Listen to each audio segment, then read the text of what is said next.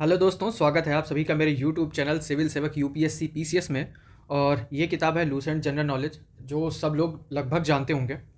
और ये जो बुक है वो हर एग्ज़ाम के लिए हमारी इम्पॉर्टेंट है। इसका जो जीएस है वो यूपीएससी से लेके जो वनडे एग्ज़ाम है वहाँ तक काम आने वाला है। तो आज तो फ़िलहाल मैं पॉलिटी का पहला लेक्चर शुरू करने वाला हूँ, ठीक है। और इसको धीरे धीरे हम यूपी पीसीएस से पहले ही लगभग सारी कवर करने की कोशिश करेंगे। तो आइए शुरू करते हैं इसका पहला लेक्चर। तो टॉपिक है भारतीय संविधान, और इसमें हम देखने वाले हैं भारतीय संविधान के विकास का संक्षिप्त इतिहास। 1757 की पलासी की लड़ाई और 1764 के बक्सर के युद्ध के बाद बंगाल पर ब्रिटिश ईस्ट इंडिया कंपनी ने अपना जो शासन है उसको जमाना शुरू किया। और इस शासन को सुचारू रूप से चलाने के लिए उसने कुछ नियम पारित किए। उन्हीं नियमों की हम श्रृंखला को लाइन बाय लाइन देखने वाले हैं। तो यहाँ पर याद रखने वाली चीज़ है, कई वनडे एग्जाम में मैचिंग के लिए पूछ लेते हैं। तो पलासी की लड़ाई 1757 में हुई थी और बक्सर का युद्ध हुआ था 1764 में। अब इन जो अधिनियमों में है उसमें पहला जो नंबर आता है वो आता है 1773 रेगुलेटिंग एक्ट का। तो इस अधिनियम का अत्यधिक संवैधानिक महत्व है। जैसे भारत में ईस्ट इंडिया कंपनी के कार्यों को नियमित और नियंत्रित करने की दिशा में ब्रिटिश सरकार द्वारा उठाया गया यह पहला कदम था। अर्थात कंपनी के शासन पर संसदीय नियंत्रण इसके द्वारा स्थापित किया गया। इसके द्वारा पहली बार कंपनी के प्रशासनिक और राजनैतिक कार्यों को मान्यता मिली थी। इसके द्वारा केंद्रीय प्रशासन की नींव रखी गई। तो ये यहाँ पर तीन चीज़ें हैं। पहली चीज़, कंपनी के शासन पर संसदीय नियंत्रण स्थापित हुआ। पहली बार कंपनी के प्रशासनिक और राजनैतिक कार्यों को मान्यता मिल गई और केंद्रीय प्रशासन की नींव रखी गई। यह है 1773 का रेगुलेटिंग एक्ट। इसकी और विशेषताएं क्या हैं? इस अधिनियम द्वारा बंगाल के गवर्नर को बंगाल का गवर्नर जनरल पद नाम दिया गया। पहले उसको गवर्नर बोलते थे, अब उसका नाम हो गया गवर्नर जनरल। और मुंबई एवं मद्रास के गवर्नर को इसके अधीन कर दिया गया। इस एक्ट के तहत बनने वाले प्रथम गवर्नर जनरल का नाम क्या था? Lord Warren Hastings. ये सवाल पूछा जाता है, ठीक है। तो बंगाल का गवर्नर जनरल था लॉर्ड वॉरेन हेस्टिंग्स। इस एक्ट के अंतर्गत कलकत्ता प्रेसिडेंसी में एक ऐसी सरकार स्थापित की गई जिसमें गवर्नर जनरल और उसकी परिषद के 4 सदस्य थे जो अपनी सत्ता के उपयोग संयुक्त रूप से करते थे। इस अधिनियम के अंतर्गत कलकत्ता में 1774 ईस्वी में एक उच्चतम न्यायालय की स्थापना की गई जिसमें मुख्य न्यायाधीश और 3 अन्य न्यायाधीश थे, ठीक है। तो कलकत्ता में 1774 में उच्चतम न्यायालय बना 1773 के रेगुलेटिंग एक्ट के द्वारा। और इसमें कौन थे? मुख्य न्यायाधीश का नाम था सर एलिजा इम्पे। ये पूछते हैं तो सर एलिजा इम्पे यहाँ के मुख्य न्यायाधीश थे। और जो अन्य 3 न्यायाधीश थे उनका नाम था चैम्बर्स, लिमेस्टर और हाइड, ठीक है। ये 3 नाम याद रखिएगा। इसके तहत कंपनी के कर्मचारियों को निजी व्यापार करने और भारतीय लोगों से उपहार व रिश्वत लेना प्रतिबंधित कर दिया गया। इसके अलावा क्या है? इस अधिनियम के द्वारा ब्रिटिश सरकार को बोर्ड ऑफ डायरेक्टर के माध्यम से कंपनी पर नियंत्रण सशक्त हो गया। इसे भारत में इसके राजस्व, नागरिक और सैन्य मामलों की जानकारी ब्रिटिश सरकार को देना आवश्यक कर दिया गया। एक्ट ऑफ सेटलमेंट इसके बाद आ जाता है 1781 में। इसमें यह किया गया है कि रेगुलेटिंग एक्ट की जो कमियां थी उनको दूर करने के लिए इस एक्ट का प्रावधान किया गया। इसके अनुसार कलकत्ता की सरकार को बंगाल, बिहार और उड़ीसा के लिए भी विधि बनाने का प्राधिकार प्रदान किया गया। तो अगर ये पूछ लिया जाए कि किस एक्ट के तहत कलकत्ता की सरकार को बंगाल, बिहार और उड़ीसा के लिए भी विधि बनाने का प्राधिकार मिला, तो है एक्ट ऑफ सेटलमेंट 1781। इसके बाद दूसरा हमारा इंपॉर्टेंट एक्ट आ जाता है 1784 का, जिसको हम पिट्स इंडिया एक्ट भी कहते हैं। इस एक्ट के द्वारा दोहरे प्रशासन का प्रारंभ हुआ। यानी एक था बोर्ड ऑफ डायरेक्टर जो क्या करता था? व्यापारिक मामलों की जानकारी रखता था, ठीक है। और दूसरा था बोर्ड ऑफ कंट्रोलर जो काम करता था राजनीतिक मामलों के लिए। इसके बाद हम देखेंगे 1793 का चार्टर अधिनियम। तो पिट्स इंडिया एक्ट में बेसिकली हमें 2 ही चीज़ें देखनी है, बोर्ड ऑफ डायरेक्टर जो कि व्यापारिक मामला देखता था और बोर्ड ऑफ कंट्रोलर जो राजनीतिक मामलों के लिए था। 1793 का चार्टर अधिनियम, इसके द्वारा क्या किया गया कि सदस्यों, जो बोर्ड के सदस्य थे तथा कर्मचारियों का जो वेतन था उसको भारतीय राजस्व से देने की व्यवस्था की गई। इसके पहले ऐसा प्रावधान नहीं था। इसके बाद क्या हुआ है? 1793 में जो कंपनी के कर्मचारी थे, जो बोर्ड के मेंबर थे, उनको जो वेतन आदि दिया जाना था वो भारतीय राजस्व से दिया जाना था। इसके बाद हम देखेंगे 1813 का चार्टर अधिनियम। इस अधिनियम की मुख्य विशेषता क्या है कि कंपनी के अधिकार पत्रों को 20 वर्षों के लिए बढ़ा दिया गया। कंपनी के भारत के साथ व्यापार करने के एकाधिकार को छीन लिया गया, किंतु उसे चीन के साथ व्यापार एवं पूर्वी देशों के साथ चाय के व्यापार के संबंध में 20 वर्षों के लिए एकाधिकार प्राप्त रहा। कुछ सीमाओं के अधीन सभी ब्रिटिश जो नागरिक हैं उनके लिए भारत के साथ व्यापार खोल दिया गया। मतलब अब ब्रिटिश के जो सारे नागरिक थे वो भी व्यापार कर सकते थे भारत में। 1813 से पहले ईसाई पादरियों को भारत में आने की आज्ञा नहीं थी, परंतु 1813 के अधिनियम द्वारा ईसाई पादरियों को आज्ञा प्राप्त करके भारत आने की सुविधा मिल गई, ठीक है। फिर 1833 का चार्टर अधिनियम क्या कहता है? इसकी जो मुख्य विशेषताएं वो देख लेते हैं। इसके द्वारा कंपनी के व्यापारिक अधिकार पूर्णतः समाप्त कर दिए गए। अब कंपनी का कार्य ब्रिटिश सरकार की ओर से मात्र भारत का शासन करना रह गया। ठीक है, उसके व्यापारिक अधिकार पूरी तरीके से खत्म हो गए थे। अब जो बंगाल का गवर्नर जनरल था वो भारत का गवर्नर जनरल बन गया। ठीक है, बम्बई तथा मद्रास की परिषदों की विधि निर्माण शक्तियों को वापस ले लिया गया। ये चीज़ें हमने कहाँ देखी थी? 1773 में, जहाँ पर बंगाल के अधीन मद्रास और ये मुंबई आ गए थे। ठीक है, अब विधिक परामर्श हेतु गवर्नर जनरल की परिषद में विधि सदस्य के रूप में चौथे सदस्य को भी शामिल कर लिया गया। जो विधि सदस्य आया है वो 1833 के चार्टर अधिनियम से आया है। भारत में दास प्रथा को विधि विरुद्ध घोषित कर दिया गया तथा 1843 में इसका उन्मूलन कर दिया गया। अधिनियम की धारा 87 के तहत कंपनी के अधीन पद धारण करने के लिए किसी व्यक्ति को धर्म, जन्मस्थान, मूल वंश या रंग के आधार पर अयोग्य न ठहराए जाने का भी उपबंध किया गया। ये इंपॉर्टेंट है। ठीक है, गवर्नर जनरल की परिषद को राजस्व के संबंध में पूर्ण अधिकार प्रदान करते हुए गवर्नर जनरल को संपूर्ण देश के लिए एक ही बजट तैयार करने का अधिकार दिया गया। तो ये याद रखिएगा, पूछा जाए अगर कि एक ही बजट मतलब संपूर्ण देश के लिए एक ही बजट बनाने का जो अधिकार था वो किसके पास था? तो ये था गवर्नर जनरल के पास। भारतीय कानूनों का वर्गीकरण किया गया तथा इस कार्य के लिए एक विधि आयोग की नियुक्ति की व्यवस्था की गई और 1834 में लॉर्ड मैकाले की अध्यक्षता में प्रथम विधि आयोग का गठन किया गया। फिर हम देख लेते हैं 1853 का चार्टर अधिनियम। ये क्या कहता है कि इस अधिनियम के द्वारा सेवाओं में नामजदगी का सिद्धांत समाप्त कर कंपनी के महत्वपूर्ण पदों को प्रतियोगी परीक्षाओं के आधार पर भरने की व्यवस्था की गई। ठीक है, इसके लिए 1854 में मैकाले समिति की नियुक्ति की गई। इस अधिनियम के द्वारा गवर्नर जनरल की परिषद के विधायी एवं प्रशासनिक कार्यों को अलग कर दिया गया। इसके तहत परिषद में 6 नए पार्षद जोड़े गए जिन्हें विधान पार्षद कहा गया। इंपॉर्टेंट ये है कि प्रतियोगी परीक्षाओं का मतलब जो पदों की भर्ती होनी थी वो प्रतियोगी परीक्षाओं के आधार पर की जाने लगी 1853 से। और इस अधिनियम के द्वारा जो गवर्नर जनरल की परिषद थी उसमें विधायी एवं प्रशासनिक कार्यों को अलग कर दिया गया।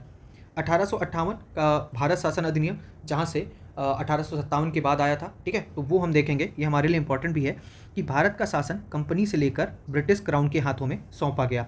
भारत में मंत्री पद की व्यवस्था की गई।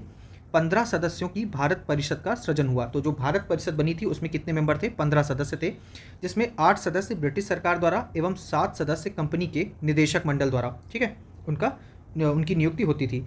ठीक है, भारतीय मामलों पर ब्रिटिश संसद का सीधा नियंत्रण स्थापित किया गया।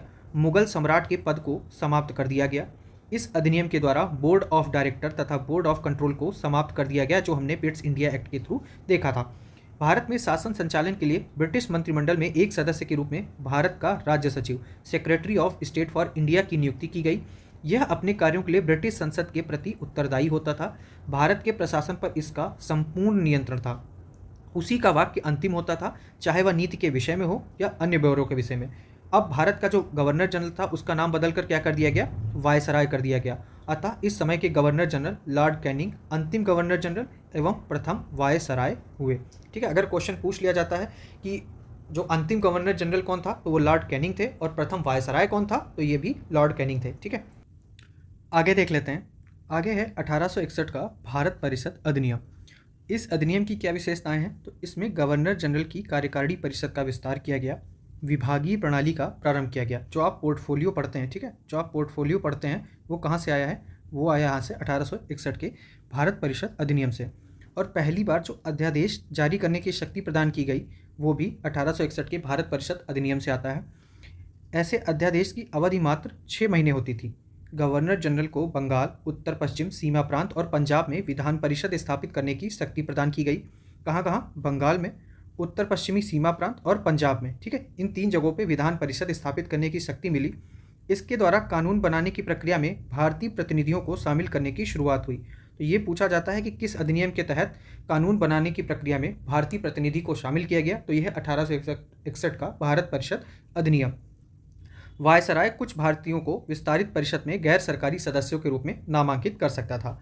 अब ये देख लीजिए, 1862 में लॉर्ड कैनिंग ने 3 भारतीयों, कौन कौन है इसमें? बनारस के राजा, पटियाला के महाराजा और सर दिनकर राव को विधान परिषद में मनोनीत किया था। ये तीनों नाम इंपॉर्टेंट है हमारे लिए। ठीक है, 1862 में कैनिंग ने इन 3 लोगों को बनाया था। बनारस के राजा थे इसमें, पटियाला के महाराजा थे और सर दिनकर राव, जिन्हें विधान परिषद में मनोनीत किया गया था। 1873 का अधिनियम, इस अधिनियम द्वारा यह उपबंध किया गया कि ईस्ट इंडिया कंपनी को किसी भी समय भंग किया जा सकता है और 1 जनवरी 1884 ईस्वी को ईस्ट इंडिया कंपनी को औपचारिक रूप से भंग कर दिया गया। ये डेट भी याद रखिएगा, 1 जनवरी 1884 को ईस्ट इंडिया कंपनी को औपचारिक रूप से भंग कर दिया यानी नष्ट कर दिया गया। फिर शाही उपाधि अधिनियम 1876, ये मैचिंग में पूछा जाता है। इस अधिनियम द्वारा गवर्नर जनरल की केंद्रीय कार्यकारिणी में छठे सदस्य की नियुक्ति कर उसे लोक निर्माण विभाग का कार्य सौंपा गया और 28 अप्रैल 1876 ईस्वी को एक घोषणा द्वारा महारानी विक्टोरिया को भारत की साम्राज्ञी घोषित किया गया। तो ये डेट भी पूछते हैं, ठीक है। तो 1876 ईस्वी के ये हुआ है कि महारानी विक्टोरिया को भारत की साम्राज्ञी घोषित किया गया।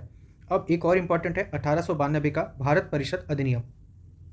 इस अधिनियम की मुख्य विशेषताएं क्या हैं कि अप्रत्यक्ष चुनाव प्रणाली की शुरुआत हुई। यहाँ से हमें अप्रत्यक्ष चुनाव प्रणाली दिखती है। इसके द्वारा राजस्व एवं व्यय अथवा बजट पर बहस करने तथा कार्यकारिणी से प्रश्न पूछने की शक्ति दी गई है। तो ये हमारे लिए इंपॉर्टेंट है, बजट से रिलेटेड इसमें प्रावधान और चुनाव से रिलेटेड प्रावधान। फिर 1909 का भारत परिषद अधिनियम, जो 1909, 1919 और इसके बाद 1935, यहाँ से सवाल बनने की बहुत ज़्यादा संभावनाएं रहती हैं और इसे मार्ले मिंटो सुधार भी कहते हैं। पहली बार मुस्लिम समुदाय के लिए पृथक प्रतिनिधित्व, ठीक है, पृथक प्रतिनिधित्व का उपबंध किया गया। इसके अंतर्गत मुस्लिम सदस्यों का चुनाव मुस्लिम मतदाता ही कर सकते थे। इस प्रकार इस अधिनियम ने सांप्रदायिकता को वैधानिकता प्रदान की है, ठीक है।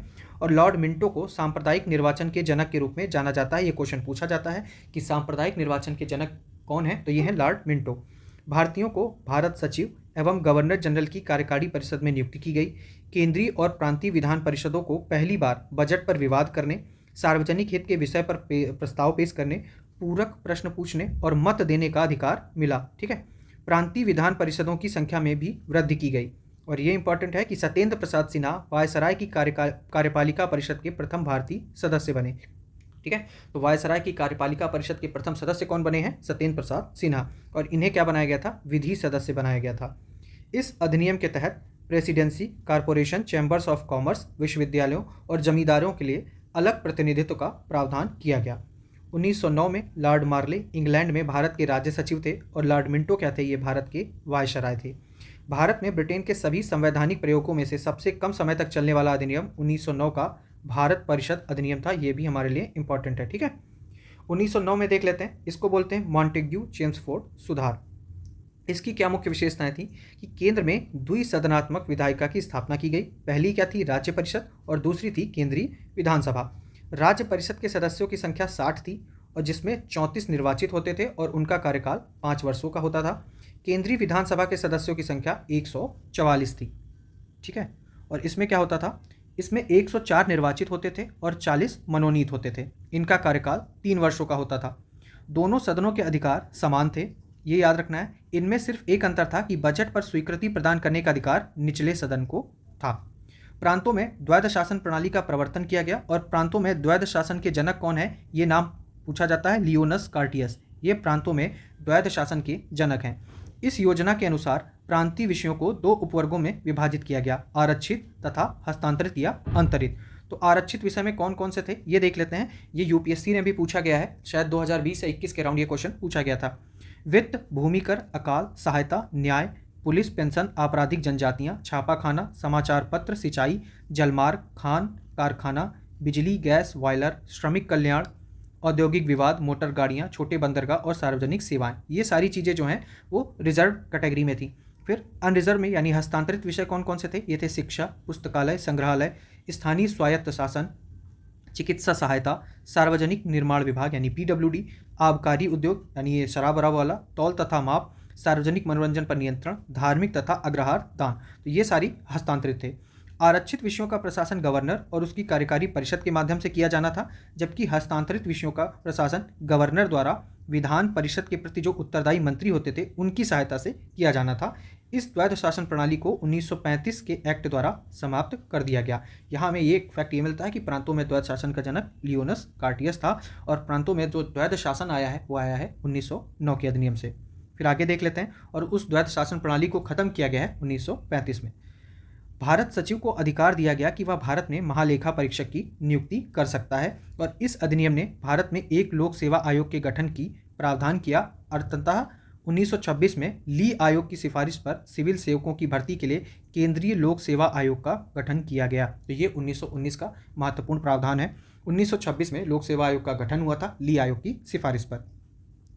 आगे है, इस अधिनियम के अनुसार वायसराय की कार्यकारी परिषद में 6 सदस्यों में से यानी कमांडर इन चीफ को छोड़कर 3 सदस्यों का भारतीय होना आवश्यक कर दिया गया। इसने सांप्रदायिक आधार पर सिखों, भारतीय ईसाइयों, आंग्ल भारतीयों और यूरोपियों के लिए पृथक निर्वाचन के सिद्धांत को विस्तारित कर दिया। 1909 में सिर्फ मुगलों के लिए था, मुसलमानों के लिए था। ठीक है, फिर आगे है, इसमें पहली बार केंद्रीय बजट को राज्यों के बजट से अलग कर दिया गया। इसके अंतर्गत एक वैधानिक आयोग का गठन किया गया जिसका कार्य 10 वर्ष बाद जांच करने के बाद अपनी रिपोर्ट प्रस्तुत करना था। इस अधिनियम में केंद्रीय विधानसभा में वायसराय के अध्यादेश जारी करने की शक्तियों को निम्न रूप में बनाए रखा गया। इसमें क्या था कि कुछ विषयों से संबंधित विधेयकों की विचारात प्रस्तुत करने के लिए उसकी पूर्व अनुमति आवश्यक थी। उसे भारतीय विधानसभा द्वारा पारित किसी भी विधेयक को वीटो करने या सम्राट के विचार के लिए आरक्षित करने की शक्ति थी। उसे यह शक्ति थी कि विधानमंडल द्वारा नामंजूर किए गए या पारित न किए गए किसी विधेयक या अनुदान को प्रमाणित कर दे। ठीक है, वह आपात स्थिति में अध्यादेश बना सकता था जिसका अस्थायी अवधि के लिए विधिक प्रभाव होता था। फिर मॉन्टेग्यू चेम्सफोर्ड सुधार भारत शासन अधिनियम 1919 द्वारा भारत में पहली बार महिलाओं को वोट देने का अधिकार मिला। उस समय इंग्लैंड का प्रधानमंत्री कौन था? लॉर्ड जॉर्ज था। लॉर्ड जॉर्ज जो था वो इंग्लैंड का प्रधानमंत्री था और पहली बार भारत में महिलाओं को जो वोट देने का अधिकार मिला है वो 1919 के अधिनियम से मिला है। और ये शायद 2023 या 2021 में शायद ये क्वेश्चन पूछा गया था यूपीएससी में। 1935 का भारत शासन अधिनियम ये सबसे इंपॉर्टेंट है और इसे लघु संविधान की संज्ञा भी दी जाती है। यह साइमन कमीशन की रिपोर्ट पर आधारित था। ठीक है, तो ये इंपॉर्टेंट है। 1935 के अधिनियम में 321 अनुच्छेद और 10 अनुसूचियाँ थी। इसकी मुख्य विशेषताएं क्या हैं? इसमें पहली बार अखिल भारतीय संघ की बात की गई और यह संघ 11 ब्रिटिश प्रांतों, 6 चीफ कमिश्नर के क्षेत्रों और देसी रियासतों से मिलकर बनना था जो स्वेच्छा से संघ में सम्मिलित हों। प्रांतों के लिए संघ में सम्मिलित होना अनिवार्य था किंतु देसी रियासतों के लिए यह ऐच्छिक था। ठीक है, ये याद रखिएगा। देसी रियासतें संघ में सम्मिलित नहीं हुई और प्रस्तावित संघ की स्थापना संबंधी घोषणा पत्र जारी करने का ही अवसर नहीं आया। प्रांतीय स्वायत्तता, प्रांतों में जो द्वैध शासन का प्रावधान आया था उसका अंत कर दिया गया और उन्हें स्वतंत्र और स्वशासित संवैधानिक आधार प्रदान किया गया। इसके बाद क्या हुआ कि केंद्र में द्वैध शासन की स्थापना हुई, यानी प्रांतों में जो द्वैध शासन था उसे खत्म करके केंद्र में द्वैध शासन स्थापित किया गया। इस अधिनियम में विधायी शक्तियों को केंद्र और प्रांतीय विधानमंडलों के बीच विभाजित किया गया। इसके तहत परिसंघ सूची, प्रांतीय सूची एवं समवर्ती सूची का निर्माण किया गया। अब जो परिसंघ सूची थी उसमें कौन से विषय थे? इसमें थे विदेशी कार्य, करेंसी, मुद्रा, नौसेना, सेना, वायुसेना और जनगणना जैसे विषय थे। प्रांतीय सूची में था पुलिस, प्रांतीय लोक सेवा और शिक्षा। ठीक है, फिर तीसरी यानी समवर्ती सूची में क्या था? दंड विधि और प्रक्रिया, सिविल प्रक्रिया, विवाह एवं विवाह विच्छेद आदि। तो ये तीनों याद रखिएगा कि इनमें सब्जेक्ट कौन कौन से थे। आगे देख लेते हैं कि वायसराय द्वारा आपात की उद्घोषणा किए जाने पर परिसंघ विधानमंडल को प्रांतीय सूची के विषयों में विधान बनाने की शक्ति थी। तो कुछ ये आजकल की सिमिलर कंडीशन से मैच होता है। आगे देख लेते हैं 1935 के अधिनियम के बारे में नेहरू और अंबेडकर ने क्या कहा है? नेहरू ने कहा गुलामी का अधिकार पत्र और एक कार जिसमें ब्रेक तो है पर इंजन नहीं, ये कहा है नेहरू ने। अंबेडकर क्या कहते हैं? मुझे इस आरोप के संबंध में कोई क्षमा नहीं मांगनी कि संविधान के प्रारूप में गवर्नमेंट ऑफ इंडिया एक्ट के बड़े भाग को पुनः उत्पादित कर दिया गया है। ठीक है, तो ये चीज़ है कि संविधान के प्रारूप में गवर्नमेंट ऑफ इंडिया एक्ट 1935 के बड़े भाग को पुनः उत्पादित कर दिया गया है। ये कथन था अंबेडकर जी का। फिर संघीय न्यायालय की स्थापना की बात करते हैं। इसका अधिकार क्षेत्र, प्रांतों तथा रियासतों तक विस्तृत था। इस न्यायालय में एक मुख्य न्यायाधीश तथा 2 अन्य न्यायाधीशों की व्यवस्था की गई थी जो संघीय न्यायालय बना। न्यायालय से संबंधित अंतिम शक्ति किसके पास थी? प्रीवी काउंसिल लंदन को प्राप्त थी। ठीक है, ब्रिटिश संसद की इसमें सर्वोच्चता थी। भारत परिषद का जो अंत कर दिया गया। सांप्रदायिक निर्वाचन पद्धति का यहाँ पर विस्तार होता है। तो संघीय तथा प्रांतीय व्यवस्थापिकाओं में विभिन्न संप्रदायों को प्रतिनिधित्व देने के लिए सांप्रदायिक निर्वाचन पद्धति को जारी रखा गया और उसका विस्तार दलित जातियों, महिलाओं और मजदूर वर्ग तक भी कर दिया गया। इस अधिनियम में प्रस्तावना का अभाव था। इसके द्वारा बर्मा को भारत से अलग कर दिया गया, ये याद रखिएगा, और अदन को इंग्लैंड के औपनिवेशिक कार्यालय के अधीन कर दिया गया और बरार को मध्य प्रांत में शामिल कर लिया गया। ठीक, फिर आगे देख लेते हैं। इसके अंतर्गत क्या हुआ कि देश की मुद्रा और साख पर नियंत्रण के लिए भारतीय रिजर्व बैंक की स्थापना की गई। इसने मताधिकार का विस्तार किया। लगभग 10% जनसंख्या को मत अधिकार मिल गया था 1935 के अधिनियम के अंतर्गत। और भारत सरकार 1935 के कारण मुंबई से सिंध प्रांत का निर्माण हुआ है। तो सिंध प्रांत का निर्माण मुंबई से हट के हुआ है। ठीक है, और 1935 अधिनियम के अंतर्गत। फिर 1947 में आ जाते हैं, तो 4 जुलाई 1947 को भारतीय स्वतंत्रता अधिनियम प्रस्तावित किया गया, जो कि 18 जुलाई 1947 को स्वीकृत हो गया। इस अधिनियम में 20 धाराएं थी और इसके क्या प्रावधान थे वो देख लेते हैं। 15 अगस्त 1947 को भारत एवं पाकिस्तान नामक 2 अधिराज्य बना दिए जाएंगे और उनको ब्रिटिश सरकार सत्ता सौंप देगी। सत्ता का उत्तरदायित्व दोनों अधिराज्यों की संविधान सभा को सौंपी जाएगी।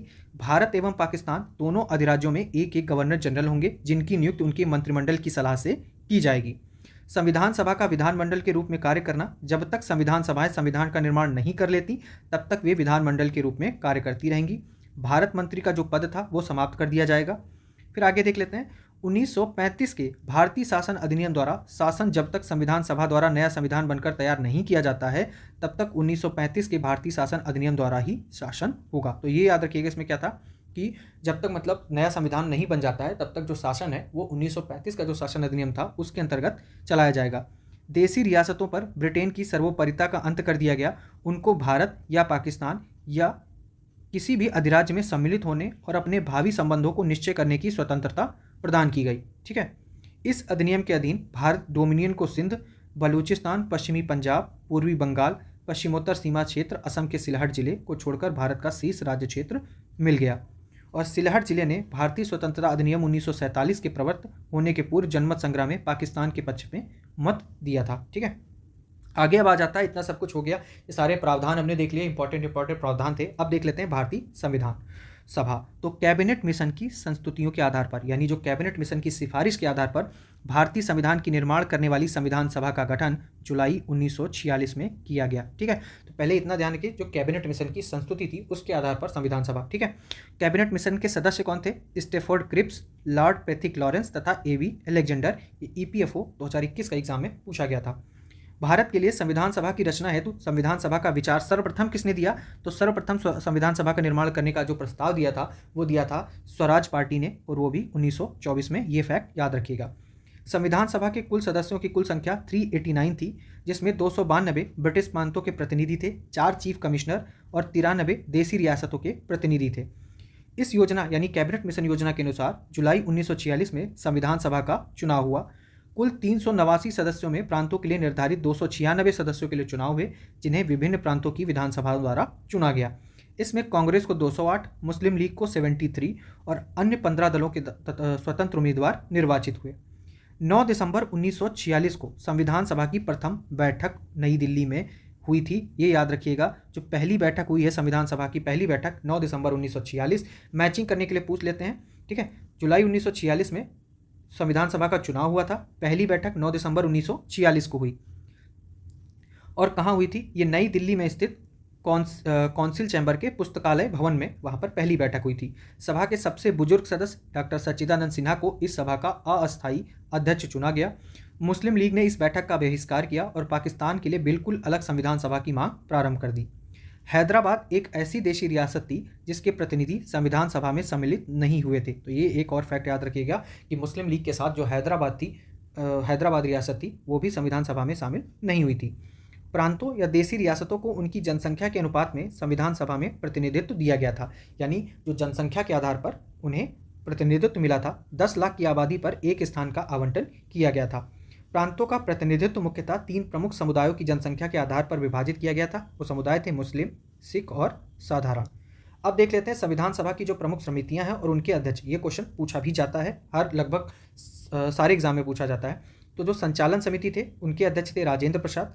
संघीय संविधान समिति, इसके थे पंडित जवाहरलाल नेहरू। प्रांतीय के थे सरदार वल्लभ भाई पटेल। जो प्रारूप समिति यानी ड्राफ्ट कमेटी के अध्यक्ष थे डॉक्टर भीमराव अम्बेडकर। संघ शक्ति के थे पंडित जवाहरलाल नेहरू। संघ समिति और संघीय समिति, इन दोनों के अध्यक्ष कौन थे? जवाहरलाल नेहरू।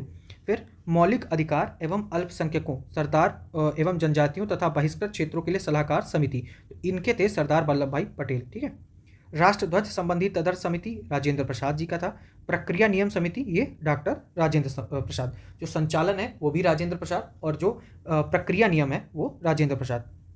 फिर मौलिक अधिकार, अल्पसंख्यक, जनजाति तथा बहिष्कृत क्षेत्रों के लिए सलाहकार समिति के अंतर्गत 5 उप समितियाँ थीं, और इसमें कौन थे? जो मौलिक अधिकार उप समिति के थे ये थे JB कृपलानी। अल्पसंख्यक उप समिति के थे HC मुखर्जी। तो यहाँ तक याद रखते हैं, ये बेसिकली 2 पूछा जाता है, ज़्यादा नहीं देखते हैं। आगे देख लेते हैं कि संविधान सभा में ब्रिटिश प्रांतों के 296 सदस्यों का विभाजन सांप्रदायिक आधार पर किया गया था। ठीक है, किस आधार पर किया गया? सांप्रदायिक आधार पर। फिर देख लेते हैं कि संविधान सभा जो 1946 में समुदाय आधारित प्रतिनिधित्व कितना था। हिंदू की संख्या, सदस्य संख्या थी 163 यानी 163, मुस्लिम 80, अनुसूचित जाति 31, भारतीय ईसाई 6, पिछड़ी जनजातियां 6, सिख 4, एंग्लो इंडियन 3 और पारसी थे 3। तो टोटल कितनी हो गई? 296। संविधान सभा में महिला सदस्यों की संख्या कितनी थी? तो 15 थी, ये पूछा भी जाता है। अब ये पूछ लेते हैं कि संविधान सभा में जो महिला सदस्य हैं वो किस निर्वाचन क्षेत्र से चुनी गई थी, तो वो देख लेते हैं। ये थी अमू स्वामीनाथन, ये कहाँ से चुनी गई थी? मद्रास। एनी मैस्करीन, ये चुनी गई थी त्रावणकोर एवं कोचीन यूनियन से। बेगम एजाज रसूल, संयुक्त प्रांत और ये मुस्लिम। ठीक है। दक्षियानी विलियादून, मद्रास। जी दुर्गाबाई, मद्रास। हंसा मेहता, बॉम्बे। कमला चौधरी, संयुक्त प्रांत। लीला रे, पश्चिम बंगाल। मालती चौधरी, उड़ीसा से। पूर्णिमा बनर्जी, संयुक्त प्रांत। रेणुका रे, पश्चिम बंगाल। सरोजनी नायडू, ये बिहार से। ठीक है, ये याद रखिएगा, सरोजनी नायडू बिहार से थी। राजकुमारी अमृत कौर मध्य प्रांत और बरार से थी। सुचेता कृपलानी, संयुक्त प्रांत। और विजय लक्ष्मी पंडित, संयुक्त प्रांत। तो ये जो 15 महिलाएं थी और इनके निर्वाचन क्षेत्र की जो तालिका थी वो हमने देखी। आगे देखते हैं। आगे है कि 11 दिसंबर 1946 को राजेंद्र प्रसाद संविधान सभा के स्थायी अध्यक्ष निर्वाचित किए गए। अभी हमने अस्थायी देखा था। ठीक है, तो राजेंद्र प्रसाद संविधान सभा के स्थायी अध्यक्ष बनाए गए। संविधान सभा ने 2 उपाध्यक्ष बनाने का संकल्प लिया, जिसके तहत पहले उपाध्यक्ष थे एच.सी. मुखर्जी और दूसरे थे वी.टी. कृष्णमाचारी। ठीक है। संविधान सभा की कार्यवाही 13 दिसंबर 1946 को जवाहरलाल नेहरू द्वारा पेश किए गए उद्देश्य प्रस्ताव के साथ प्रारंभ हुई। 22 जनवरी 1947 को उद्देश्य प्रस्ताव की स्वीकृति के बाद संविधान सभा ने संविधान निर्माण हेतु अनेक समितियां नियुक्त की थी, वो हमने देख ली है।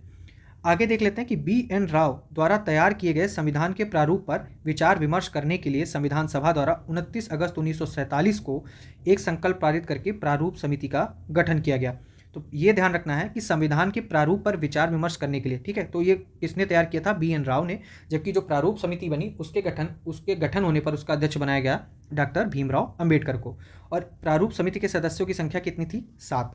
इसमें थे डॉक्टर भीमराव अंबेडकर अध्यक्ष, एन गोपालास्वामी अयंगर, आल्लादी कृष्णस्वामी अय्यर, कन्हैयालाल माणिकलाल मुंशी, सैयद मोहम्मद सादुल्ला, एन माधवराव, ये बी.एल. मित्र के स्थान पर आए थे। और डॉक्टर पी. खेतान, ये टी.टी. कृष्णमाचारी के स्थान पर आए थे। तो कुल मिला के ये याद रखना, पहले उनका नाम था एन माधवराव। ठीक है, तो आ गए माधवराव और ये किसकी जगह पे आए? मित्र के स्थान पर, यानी एम की जगह पर एम आए थे। ठीक है, मित्र की जगह पर माधव आ गए और ये खेतान यानी के की जगह पर, यहाँ पर के की जगह पर के आ गए, तो खेतान की जगह कौन आ गया? कृष्णमाचारी। तो ऐसे याद रखना है। ठीक है। संविधान सभा में अंबेडकर का पहली बार निर्वाचन कहाँ से हुआ था? बंगाल से। तथा देश बंटवारे के बाद उनका निर्वाचन कहाँ से हुआ है? बॉम्बे से। ठीक है, तो पहली बार निर्वाचन अंबेडकर का हुआ बंगाल से और दूसरी बार जो उनका देश बंटवारे के बाद निर्वाचन हुआ वो बॉम्बे से। इन्हें भारत संविधान के मुख्य वास्तुकार एवं भारत के संविधान के जनक के रूप में जाना जाता है। प्रारूप समिति ने अपना प्रारूप तैयार करने में 6 माह से भी कम समय लिया। इस दौरान उसकी 141 बैठक हुई थी। 3 जून 1947 की योजना के अनुसार देश का बंटवारा हो जाने पर भारतीय संविधान सभा की कुल सदस्य संख्या 324 नियत थी, जिसमें 235 स्थान प्रांतों के लिए और 89 जो स्थान थे वो देशी राज्यों के लिए थे। फिर आगे देख लेते हैं कि कैबिनेट मिशन यानी 1945 के प्रस्ताव पर गठित अंतरिम मंत्रिमंडल। ठीक है, यहाँ से भी क्वेश्चन पूछा जाता है। ये स्थिति 2 सितंबर 1946 की। तो किसको कौन सा विभाग मिला था? जो जवाहरलाल नेहरू, इन्हें मिला था कार्यकारी परिषद के उपाध्यक्ष, विदेशी मामले तथा राष्ट्रमंडल, ये विभाग इनके पास थे। वल्लभ भाई पटेल गृह, सूचना तथा प्रसारण मंत्री थे। गृह मंत्रालय इनके पास था, सूचना तथा प्रसारण मंत्रालय इनके पास था। जो रक्षा मंत्रालय यानी डिफेंस मिनिस्ट्री थी वो थी बलदेव सिंह के पास। जॉन मथाई उद्योग तथा आपूर्ति, ठीक है, जो इंडस्ट्री वाला था वो जॉन मथाई के पास था।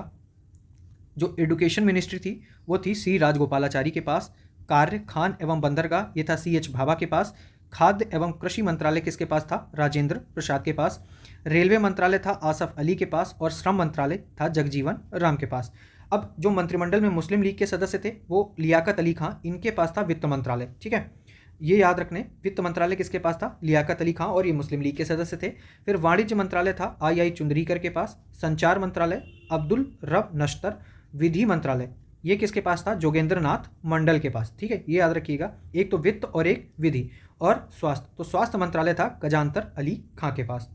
देश विभाजन के बाद संविधान सभा का पुनर्गठन कब हुआ? 31 अक्टूबर 1947 को किया गया और 31 दिसंबर 1947 को संविधान सभा के सदस्यों की कुल संख्या 299 थी। ठीक है। प्रारूप समिति ने संविधान के प्रारूप पर विचार विमर्श करने के बाद 21 फरवरी 1948 को संविधान सभा को अपनी रिपोर्ट पेश की थी। अब बाकी वाचन वगैरह छोड़ देते हैं। अब स्वतंत्र भारत के बाद जो पहला मंत्रिमंडल बना 1947 में, उसमें मंत्री और उनका विभाग कौन कौन सा था वो देख लेते हैं। इसमें देख लेते हैं जवाहरलाल नेहरू, इनके ये प्रधानमंत्री बने और राष्ट्रमंडल तथा विदेशी मामले और वैज्ञानिक शोध वाले मामले जवाहरलाल नेहरू के पास थे। सरदार वल्लभ भाई पटेल, गृह मंत्रालय, सूचना एवं प्रसारण और राज्यों के मामले संबंधी ये मंत्रालय जो था ये वल्लभ भाई पटेल के पास था। खाद्य एवं कृषि ये पहले भी राजेंद्र प्रसाद के पास था, इसके और अभी राजेंद्र प्रसाद के पास। जो शिक्षा मंत्रालय है वो किसका मिल गया? अबुल कलाम आज़ाद। जॉन मथाई रेलवे एवं परिवहन के मंत्री बने। डॉक्टर BR अम्बेडकर ये विधि मंत्री बने। श्रम मंत्रालय जगजीवन राम के पास। रक्षा मंत्रालय सरदार बलदेव सिंह के पास। और जो स्वास्थ्य मंत्रालय था वो था राजकुमारी अमृत कौर के पास। क्वेश्चन पूछा जाता है जो स्वतंत्र भारत का पहला मंत्रिमंडल था उसमें एक भी महिला को मंत्री पद नहीं दिया गया था, तो गलत हो जाएगा। इसमें राजकुमारी अमृत कौर को स्वास्थ्य मंत्रालय दिया गया था। CH भाभा ये था वाणिज्य मंत्रालय। रफ़ी अहमद किदवाई ये संचार मंत्रालय। RK षणमुगम शेट्टी ये थे वित्त मंत्री थे। डॉक्टर श्यामा प्रसाद मुखर्जी उद्योग एवं आपूर्ति मंत्री थे। VN गॉडगिल ये कार्य खान एवं ऊर्जा मंत्री थे। तो ये पूरा 1947 का ब्यौरा है, इसमें आपको याद रखना है। फिर भारत के रियासतों का एकीकरण करने के लिए सरदार वल्लभ भाई पटेल की अध्यक्षता में 5 जुलाई 1947 को रियासती विभाग बनाया, जिसके सचिव कौन थे? VP मेनन। बाकी इसका देख लेते हैं कि संविधान निर्माण की प्रक्रिया में 2 वर्ष 11 माह 18 दिन लगे। ये कुछ फैक्ट है, इन्हें याद रखना है। ठीक है। संविधान को जब 26 नवंबर 1949 को संविधान सभा द्वारा पारित किया गया, तो पारित कब किया गया है? 26 नवंबर 1949 को। तब इसमें 22 भाग थे, 395 अनुच्छेद थे और 8 अनुसूचियाँ थी, जबकि वर्तमान में 22 भाग हैं, भाग सेम है, 395 अनुच्छेद और अनुसूचियाँ हो गई हैं 12। ठीक है।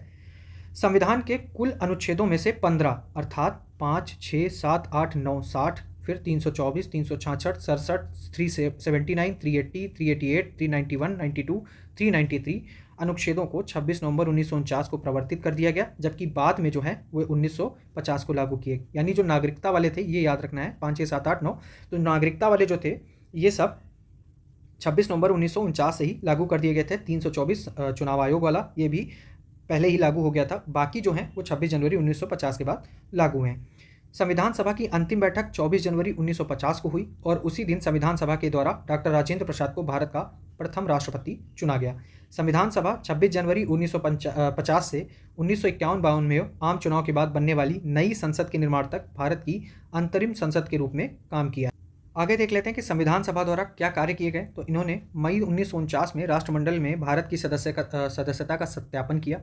22 जुलाई 1947 को राष्ट्रीय ध्वज अपनाया गया। ये याद रखिएगा, 22 जुलाई 1947 को राष्ट्रीय ध्वज अपनाया गया था।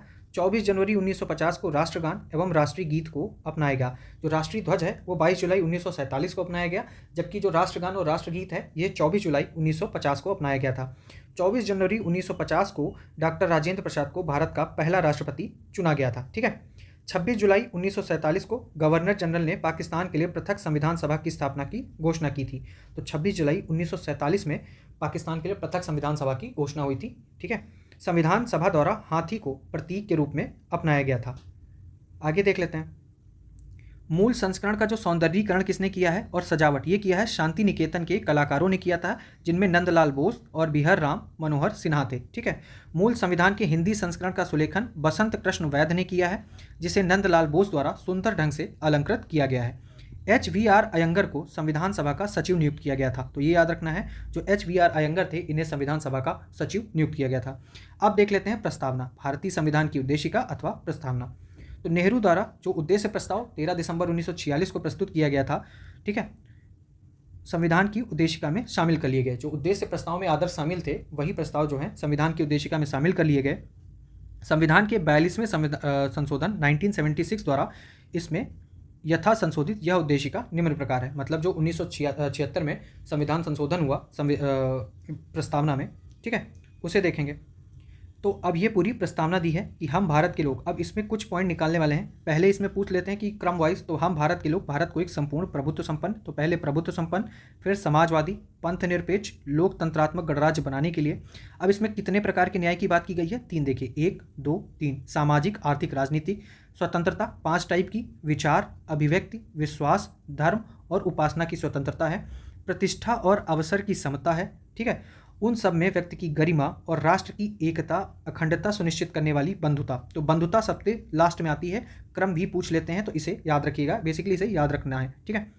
और ये संविधान में एकीकृत, अधिनियमित और आत्मार्पित करते हैं। भारतीय संविधान में प्रस्तावना का विचार अमेरिका के संविधान से और प्रस्तावना की भाषा ऑस्ट्रेलिया के संविधान से ली गई है।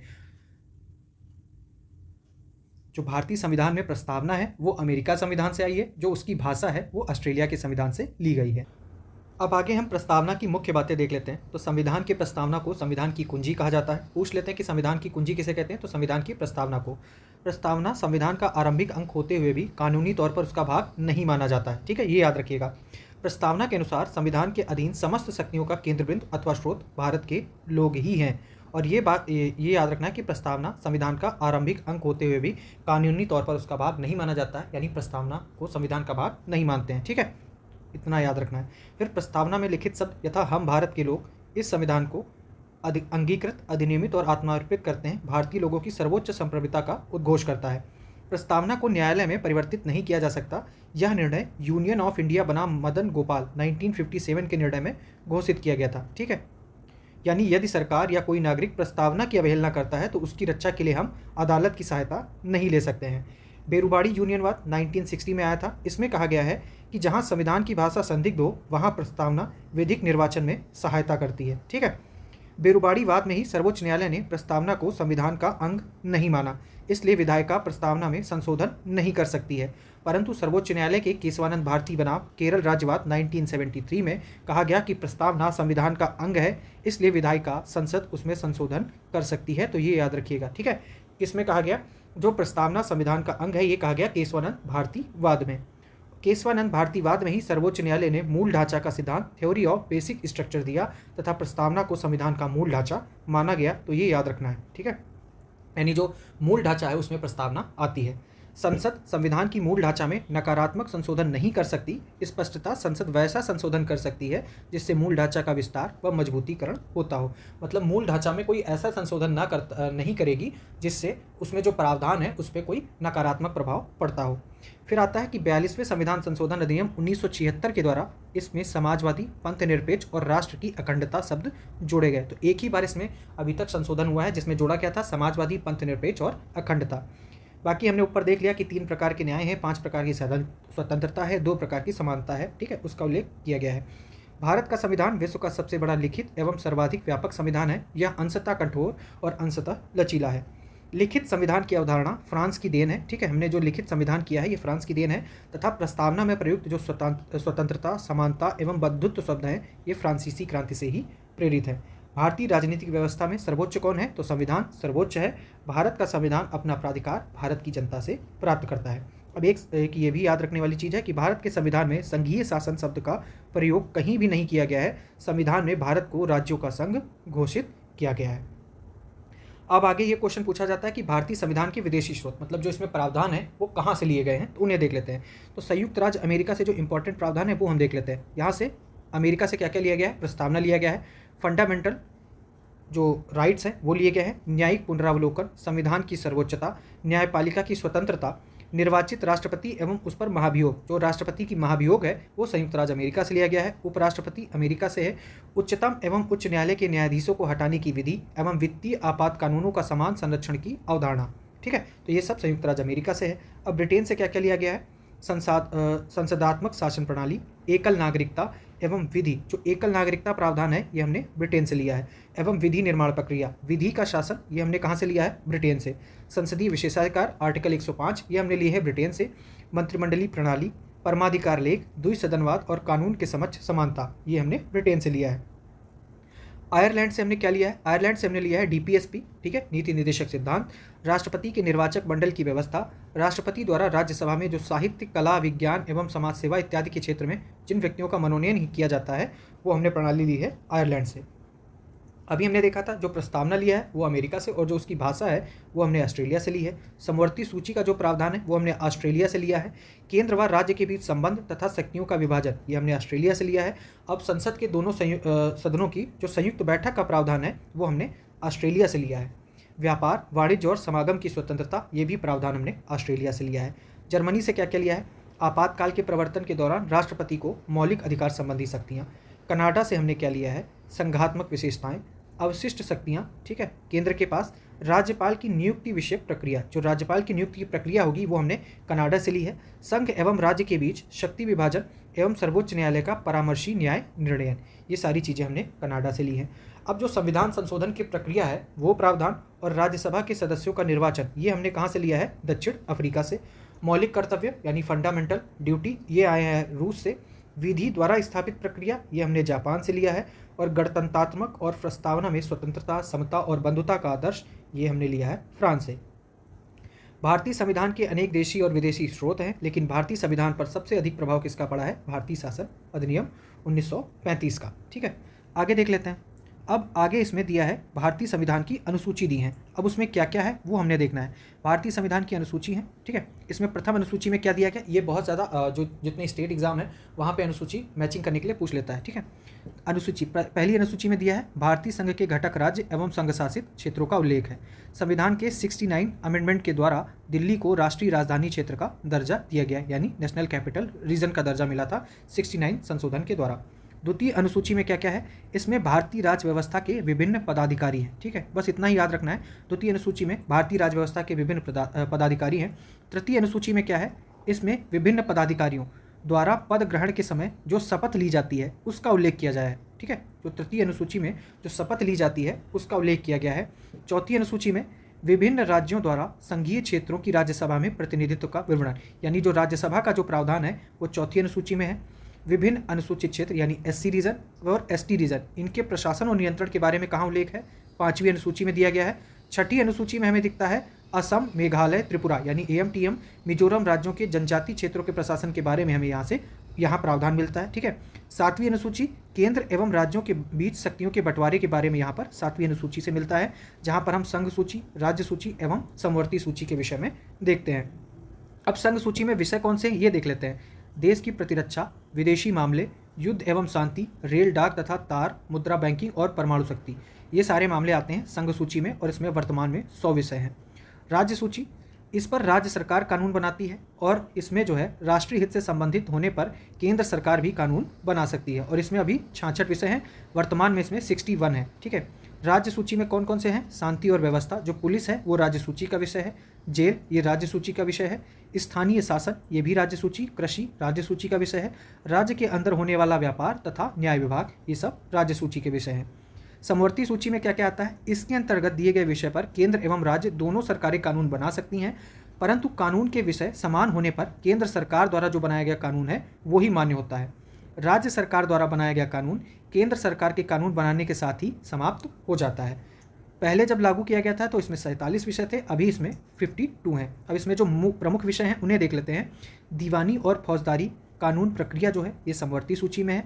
विवाह तथा तलाक ये भी समवर्ती सूची में है। शिक्षा आपका समवर्ती सूची में आता है।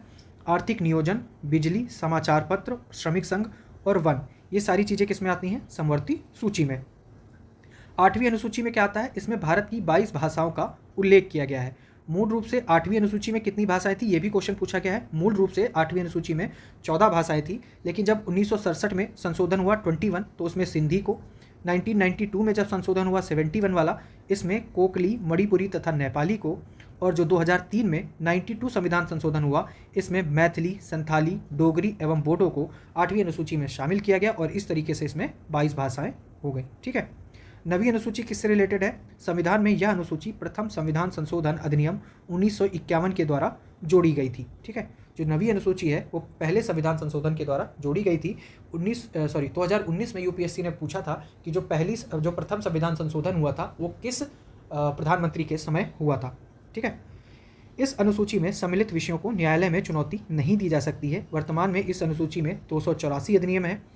अब इसके अंतर्गत नोट क्या दिया है कि अभी तक मान्यता थी कि संविधान की नवी अनुसूची में कानूनों की न्यायिक समीक्षा नहीं की जा सकती, लेकिन जब 2007 की संविधान पीठ के द्वारा एक निर्णय दिया गया कि नवी अनुसूची में सम्मिलित किसी भी कानून को इस आधार पर चुनौती दी जा सकती है कि वह मौलिक अधिकारों का उल्लंघन करता है तथा उच्चतम न्यायालय इसकी समीक्षा कर सकता है।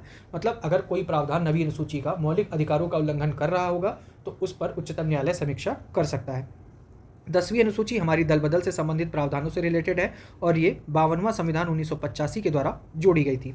11वीं अनुसूची और 12वीं अनुसूची। 11वीं अनुसूची आ जाती है 73 कॉन्स्टिट्यूशनल अमेंडमेंट 1993 के द्वारा और इसमें 29 विषय प्रदान किए गए हैं जो कि पंचायती यानी ग्राम पंचायत से रिलेटेड है। फिर 12वीं अनुसूची शहरी निकाय यानी शहरों के स्थानीय स्वशासन से और इसमें 18 विषय दिए गए हैं। 74वें संविधान संशोधन के द्वारा 1993 में 12वीं अनुसूची जोड़ी गई थी। तो 11वीं अनुसूची में 29 सब्जेक्ट है और 12वीं अनुसूची में 18 सब्जेक्ट है, ये याद रखना है। अब भारतीय संविधान के भाग ये भी पूछ लिए जाते हैं, ठीक है, मैचिंग में पूछा जाता है। यूपीपीसीएस का जो प्रीलिम्स एग्जाम होता है, जो लोअर वाले भी होते हैं, उनमें बहुत बार ये क्वेश्चन पूछा गया है। तो आइए इसको देख लेते हैं। इसमें क्या दिया है, संघ एवं राज्य क्षेत्र भाग 1, ठीक है, नागरिकता भाग 2, मौलिक अधिकार भाग 3, अनुच्छेद अभी छोड़ देते हैं, क्या किस भाग में क्या है वो देख लेते हैं।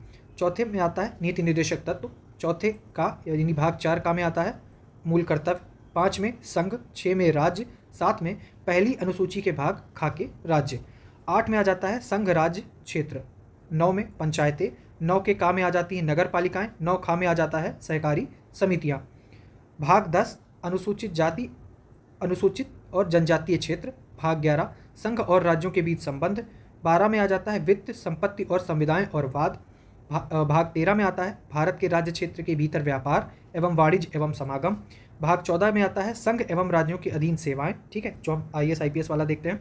भाग 14 का ये आता है अधिकरण, भाग 15 में हमारा चुनाव आयोग यानी निर्वाचन, भाग 16 कुछ वर्गों के संबंध में विषय उपबंध, भाग 17 में राजभाषा संबंधी प्रावधान है, भाग 18 में आपात उपबंध है, भाग 19 में प्रकीर्ण, भाग 20 में संविधान संशोधन संबंधी है, भाग 21 किससे रिलेटेड है, अस्थायी संक्रमणकालीन व विशेष उपबंध, संक्षिप्त नाम प्रारंभ हिंदी में प्राधिकृत पाठ और निरसन, ये भाग 22 में है, ठीक है। आगे देख लेते हैं देशी रियासतों का भारत में विलय। तो रियासतों को भारत में सम्मिलित करने के लिए सरदार वल्लभ भाई पटेल के नेतृत्व में रियासती मंत्रालय बनाया गया था। जूनागढ़ रियासत को जनमत संग्रह के आधार पर, ठीक है, याद रखना है, जूनागढ़ रियासत को जनमत संग्रह के आधार पर, हैदराबाद की रियासत को पुलिस कार्रवाई के माध्यम से और जम्मू कश्मीर रियासत को विलय पत्र पर हस्ताक्षर के द्वारा भारत में मिलाया गया। देशी रियासतों को भारतीय संघ का अंग बनाने में सरदार वल्लभ भाई पटेल एवं VP मेनन ने सबसे महत्वपूर्ण भूमिका अदा की थी, ठीक है।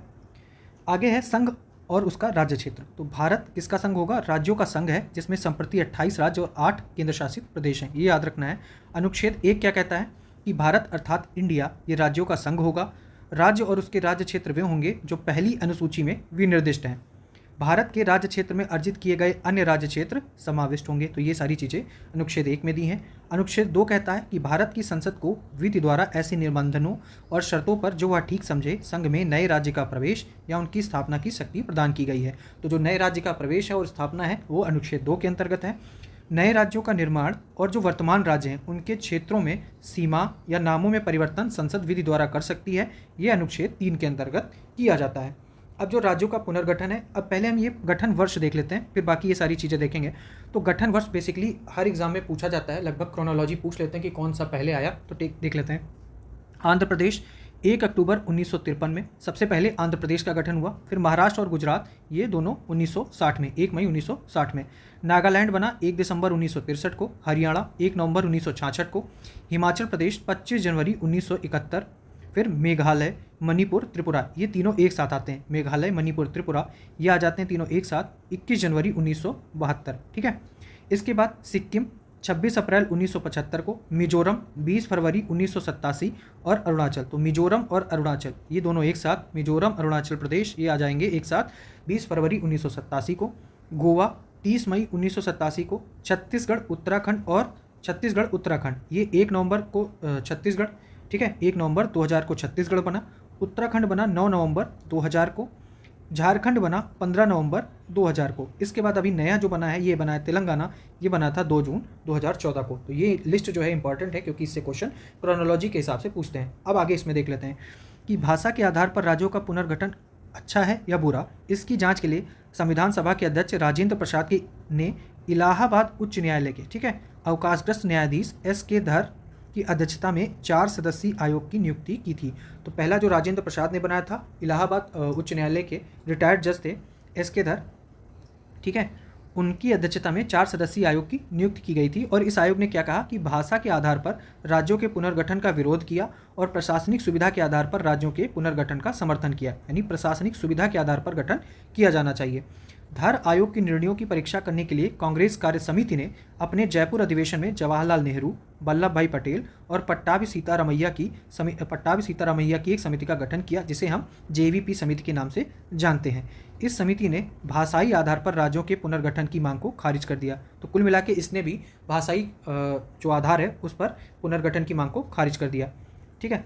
और इसके बाद क्या है कि JVP समिति की रिपोर्ट के बाद मद्रास राज्य के तेलुगु भाषियों ने पोट्टी श्री रामुल्लू के नेतृत्व में आंदोलन प्रारंभ किया। 58 दिन के आमरण अनशन के बाद 15 दिसंबर 1952 ईस्वी को रामुल्लू की मृत्यु हो गई। और रामुल्लू की मृत्यु के बाद नेहरू ने तेलुगु भाषियों के लिए पृथक आंध्र प्रदेश के गठन की घोषणा की। इस तरह 1 अक्टूबर 1953 को आंध्र प्रदेश राज्य का गठन हुआ। यह राज्य स्वतंत्र भारत में भाषा के आधार पर गठित होने वाला पहला राज्य था। उस समय आंध्र प्रदेश की राजधानी क्या थी? कर्नूल। फिर एक राज्य पुनर्गठन आयोग, इसके अध्यक्ष कौन थे? फजल अली थे। और इसमें जो अन्य सदस्य थे उसमें थे पंडित हृदयनाथ कुंजरू और सरदार KM पडिक्कर। फजल अली आयोग जो बना उसमें 3 सदस्य थे, फजल अली अध्यक्ष थे, हृदयनाथ कुंजरू और KM पडिक्कर। राज्य पुनर्गठन अधिनियम जुलाई 1956 में पास किया गया और इसके अनुसार भारत में 14 राज्य एवं 6 केंद्र शासित प्रदेश स्थापित किए गए। राज्य पुनर्गठन आयोग कब बना? तो ये बना 1953 में। इसमें भी एक क्रोनोलॉजी पूछते हैं कि पहले धर समिति बनी, फिर JVP समिति बनी, उसके बाद राज्य पुनर्गठन आयोग बना। तो ये याद रखिएगा, ठीक है। पहले धर कमेटी बनी, उसके बाद JVP कमेटी बनी और फिर आया राज्य पुनर्गठन आयोग 1953 में। भारत सरकार ने 1961 को गोवा, दमन एवं दीव की मुक्ति के लिए पुर्तगालियों के विरुद्ध कार्रवाई की और उन पर पूर्ण अधिकार कर लिया। 12वें संविधान संशोधन द्वारा गोवा, दमन व दीव को प्रथम परिशिष्ट में शामिल करके भारत का अभिन्न अंग बनाया गया। तो ये 12वां संविधान संशोधन के अंतर्गत गोवा भारत का राज्य बना। वर्तमान समय में भारत में 28 राज्य हैं और 8 संघ राज्य क्षेत्र हैं, ठीक है, और इन्हें संविधान की प्रथम अनुसूची में शामिल किया गया है। अब अगर क्षेत्रीय परिषद की बात करें तो भारत में 5 रीजनल काउंसिल है, ठीक है, 5 क्षेत्रीय परिषद हैं। इनका गठन राष्ट्रपति के द्वारा किया जाता है। जो क्षेत्रीय परिषद हैं इनका गठन राष्ट्रपति करता है। केंद्रीय गृह मंत्री या राष्ट्रपति द्वारा मनोनीत केंद्रीय मंत्री क्षेत्रीय परिषद का अध्यक्ष होता है, ठीक है। संबंधित राज्यों के मुख्यमंत्री उपाध्यक्ष होते हैं जो प्रतिवर्ष बदलते रहते हैं। यह केंद्र राज्य संबंधों को सुधारने में महत्वपूर्ण भूमिका निभाता है। क्षेत्रीय परिषद को 1956 के राज्य पुनर्गठन अधिनियम के तहत स्थापित किया गया था। अतः ये सांविधिक निकाय हैं किंतु ये संवैधानिक निकाय नहीं है, तो ये हमें याद रखना है। अब उत्तर क्षेत्रीय परिषद, इनका मुख्यालय कहाँ है? तो जो उत्तर क्षेत्रीय परिषद है इसका मुख्यालय नई दिल्ली में है। जो मध्यवर्ती क्षेत्रीय परिषद है इसका मुख्यालय इलाहाबाद में है। जो पूर्वी क्षेत्रीय परिषद है इसका कोलकाता में है। पश्चिमी क्षेत्रीय परिषद का मुंबई में है। और जो दक्षिण क्षेत्रीय परिषद है इसका कहाँ है? चेन्नई में। अगला टॉपिक भारतीय नागरिकता देख लेते हैं, जो भाग 2 में है और अनुच्छेद 5 से 11 के बीच में हमें नागरिकता के प्रावधान मिलते हैं। भारत में एकल नागरिकता का प्रावधान है, ठीक है। और भारतीय नागरिकता अधिनियम 1955 के अनुसार निम्न में से किसी एक आधार पर नागरिकता प्राप्त की जा सकती है। पहली क्या है? जन्म से। वंश परंपरा द्वारा नागरिकता। तीसरी देशीकरण द्वारा नागरिकता। और चौथी है पंजीकरण द्वारा नागरिकता। और 5वां भूमि विस्तार द्वारा नागरिकता। तो पूछा जाता है कि भारत में अगर नागरिकता लेनी है तो उसके कितने आधार हैं? तो 5 प्रकार से नागरिकता यहाँ पर ली जा सकती है। जन्म से कैसे? कि प्रत्येक व्यक्ति जिसका जन्म संविधान लागू होने अर्थात 26 जनवरी 1950 को या उसके बाद हुआ है वह जन्म से भारत का नागरिक होगा। अपवाद स्वरूप राजनयिकों के बच्चे, विदेशियों के बच्चे। फिर वंश परंपरा द्वारा क्या है कि भारत के बाहर अन्य देश में 26 जनवरी 1950 के पश्चात जन्म लेने वाला व्यक्ति भारत का नागरिक माना जाएगा यदि उसके जन्म के समय उसके माता पिता में से कोई भारत का नागरिक रहा हो। माता की नागरिकता के आधार पर विदेश में जन्म लेने वाले को नागरिकता प्रदान करने का प्रावधान नागरिकता संशोधन अधिनियम 1992 द्वारा किया गया, ठीक है, ये याद रखिएगा। फिर देशीकरण द्वारा भारत सरकार से देशीकरण का प्रमाण पत्र प्राप्त कर भारत की नागरिकता प्राप्त की जा सकती है। फिर पंजीकरण द्वारा कर सकते हैं वे व्यक्ति जो पंजीकरण प्रार्थना पत्र देने की तिथि से 6 माह पूर्व से भारत में रह रहे हों। वे भारतीय जो अविभाज्य भारत से बाहर किसी देश में निवास कर रहे हों। वे स्त्रियां जो भारतीयों से विवाह कर चुकी हों या भविष्य में विवाह करेंगी तो ये पंजीकरण द्वारा नागरिकता प्राप्त कर सकती हैं। भारतीय नागरिकों के नाबालिग बच्चे। राष्ट्रमंडलीय देशों के नागरिक जो भारत में रहते हों या भारत सरकार की नौकरी कर रहे हों आवेदन पत्र देकर भारत की नागरिकता प्राप्त कर सकते हैं। फिर भूमि विस्तार द्वारा, यदि किसी नए भूभाग को भारत में शामिल किया जाता है तो उस क्षेत्र में निवास करने वाले व्यक्तियों को भारत की नागरिकता स्वतः ही प्राप्त हो जाती है। इसके अलावा देखेंगे भारतीय नागरिकता संशोधन अधिनियम 1986, इसमें फ़िलहाल उतना नहीं जाते हैं, ठीक है। जो नया आया है उसको हम कवर कर लेंगे। अब यहाँ पे हम पूछा जाता है कि एक तो हमने देखा कि भारतीय नागरिकता कितने प्रकार से प्राप्त की जा सकती है, तो उसके 5 प्रावधान है। अब नागरिकता का अंत कितने प्रकार से हो सकता है उसको देख लेते हैं। नागरिकता का परित्याग करने से, मतलब कोई नागरिक जो है अपनी नागरिकता छोड़ दे, उससे किसी अन्य देश की नागरिकता स्वीकार कर ले। अगर आप जो हैं वो मान लीजिए ब्रिटेन की कर सकते हैं, ब्रिटेन की नागरिकता स्वीकार कर लेते हैं तो आपकी भारत की नागरिकता खत्म हो जाएगी, और सरकार द्वारा अगर नागरिकता छीन ली जाए, ठीक है। तो 3 आधारों पर नागरिकता का अंत किया जा सकता है। जम्मू कश्मीर राज्य के विधानमंडल को निम्न विषयों के संबंध में विशेषाधिकार दिए गए हैं। इसमें क्या है, राज्य के अधीन नियोजन के संबंध में, राज्य में अचल संपत्ति सर्जन के संबंध में, अर्जन के संबंध में, राज्य में स्थायी रूप से बस जाने के संबंध में, और छात्रवृत्तियाँ इस हिसाब से। तो इस वीडियो में फिलहाल इतना ही। अगला जो टॉपिक है मौलिक अधिकार, उसको हम अगले वीडियो में देखेंगे, ठीक है। तो जल्दी हम पॉलिटी कवर कर लेंगे। आप हमारे वीडियो से जुड़े रहिए, आपको ऐसे नए नए इनिशिएटिव मिलते रहेंगे, और हम कोशिश करेंगे कि पूरी लूसेंट जो है बिहार का जो प्रीलिम्स है और यूपी का जो प्रीलिम्स आने वाला है उससे पहले कवर कर लें। तो धन्यवाद।